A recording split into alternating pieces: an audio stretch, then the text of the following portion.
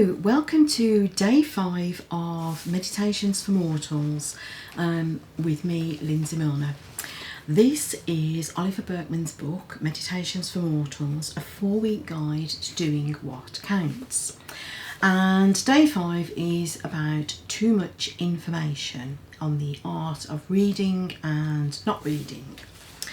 So yeah, basically just talking about information overload, and I don't want to belabor the point about that because we all know exactly how much information is bombarding us all day, every day, whether we're at work or not, to do with our mobile phones, just constant information. So he says that there are 3 potential ways of dealing with this. The first is stop feeling as if you've got to read everything. Don't think of your to read pile as a container that's constantly getting filled and that you've got to work hard to try and empty it, because you will never ever get up to date on that. He said instead, think of it like a river. The information that you could potentially read, it's a river of information that's flowing past you, and you get to pick a few pieces out of it, a few things that you do want to consume and read, and then the rest you just let that float past. And I like that as a concept. I like the idea of that, and I think to an extent I do that. I mean, I do that thing where I save a lot of stuff, or I don't close down the tabs because I want to go back and read that. But eventually I get to a point of accepting that, yeah, I'm actually just not going to, am I? So I might as well just delete them all. The second point that he makes is resist the idea of stockpiling information. You know, like everything that you read, you don't have to retain all of it. You've read it, you can't possibly retain everything. So again, let that go. If you don't retain the information, it's fine. Some people start taking notes of everything and feeling that, you know, they've got to create complex systems for keeping notes and records of everything that they've read. And I have to admit, having recently completed a postgraduate course of study, obviously I was taking notes on things that I'd read because I wanted to use it for writing my dissertation.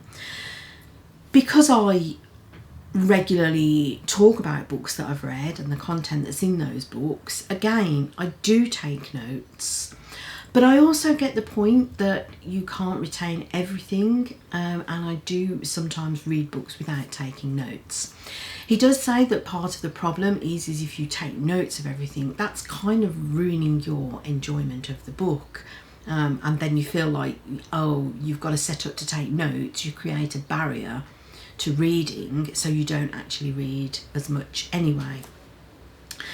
The third point is kind of related to that, because what he's saying there is you don't have to read for some future benefit.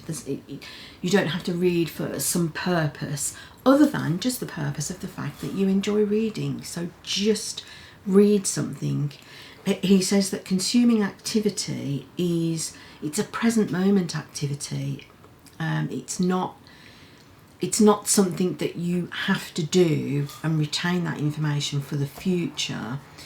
It's not only a value if it's got some future benefit, it's a value because you're enjoying it at the moment you are reading.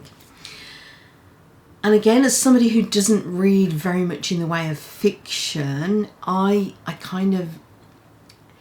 probably don't work in that way in terms of reading fiction just for the fun of it. But I'll be honest, a lot of the reading that I do, even if it's psychology or personal development style books, I do enjoy reading them. I enjoy it at the time I'm actually reading it. It's quite often that I will sit and I genuinely just want to keep reading this book because it's so interesting to me. I've probably got a way to go in terms of that though, because I do always feel like I need to retain the information, do something useful with the information. But I get what he's saying. I get that, you know, you can't read everything and you can't retain everything, and just read the things that either have some value for you now or may have some value for you in the future. But either one is fine, it doesn't have to be both. So that's today, day 5, Meditations for Mortals by Oliver Burkeman, and it is about too much information on the art of reading and not reading. Let me know what you think. How do you view reading? Do you feel like it has to have some value, or do you just enjoy reading for the sake of reading?